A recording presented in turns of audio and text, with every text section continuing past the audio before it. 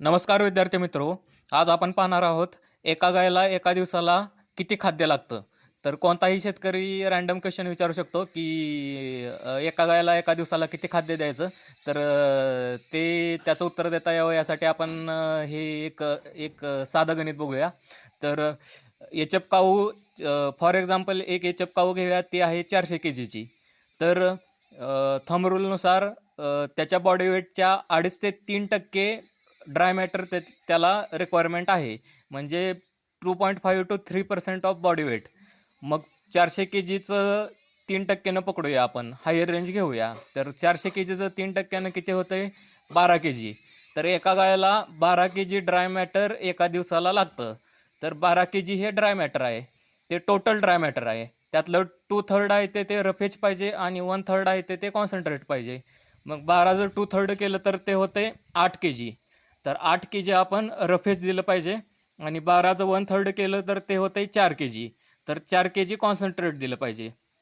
तर आता 4 kg concentrate हे दिवसाचं झालं. तर सकाळी 2 kg कॉन्सन्ट्रेट आणि संध्याकाळी 2 kg कॉन्सन्ट्रेट. आता रफेजकडे येऊया. रफेज आहे टोटल 8 kg दिलं पाहिजे. तर त्यातलं ड्राय रफेज आणि ग्रीन रफेज पण दिलं पाहिजे. तर ड्राय रफेज 2/3 आणि ग्रीन रफेज 1/3. तर 8 kg जर 2/3 केलं तर ते होते 5.4 kg. तर आपण 5.5 kg राऊंड फिगर पकडूया. आणि ग्रीन रफेज बघितलं तर 8 kgचं 1/3 केलं तर ते होते 2.7 kg. तर आपण 3 kg राऊंड फिगर पकडूया, किंवा 2.7 kg हे ड्राय मॅटर आहे. ड्राय मॅटर आहे, पण आपण ग्रीन पावडर हे ग्रीन वेट बेसिसवर देतो. तर ग्रीन पावडरचं मॉइश्चर पर्सेंटेज असतं 70%. तर त्याचं कॅल्क्युलेशन केलं तर टोटल ग्रीन पावडर वेट बेसिसवर येईल 9 kg. म्हणजे 9 kgवर 9 kg ग्रीन पावडर वेट बेसिसवर दिलं पाहिजे. आता ज्यांना 2.7चं 9 कसं झालं हे समजलं नाही, त्यांच्यासाठी इकडं. तर ग्रीन पावडरमध्ये इन जनरल मॉइश्चर किती असतं? 70%. ते इथं लिहिलेलं आहे. तर 70% मॉइश्चर असतं म्हणजे काय? तर 100 kg वेट असेल तर त्यातलं 30% ड्राय मॅटर असणार, कारण 70% मॉइश्चर मायनस केलं तर 30% dry matter.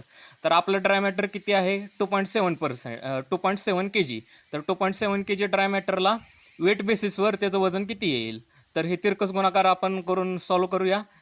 x equal to 100 into 2.7 divided by 30. तर हे कॅल्क्युलेशन केल्यानंतर येईल 9 kg. तर हे असं 2.7 kgचं 9 kg झालेलं आहे. तर 9 kg हे टोटल डेली रिक्वायरमेंट आहे. तर याचं 4.5 kg सकाळी द्यायचं आणि 4.5 kg संध्याकाळी ग्रीन पावडर द्यायचं. आणि सगळ्यात महत्त्वाचा पॉईंट म्हणजे ग्रीन पावडरसोबत ड्राय पावडर पण पाहिजे. नाहीतर मिल्क फॅट आहे ते डिप्रेस होऊ शकतं. कारण प्रॉपर मिल्क फॅट मेंटेन करायचं असेल तर ड्राय रफेज देणं हे अत्यंत महत्त्वाचं आहे. तर असं हा साधं सोपं गणित आहे. तर ते आपण बघितलं. धन्यवाद.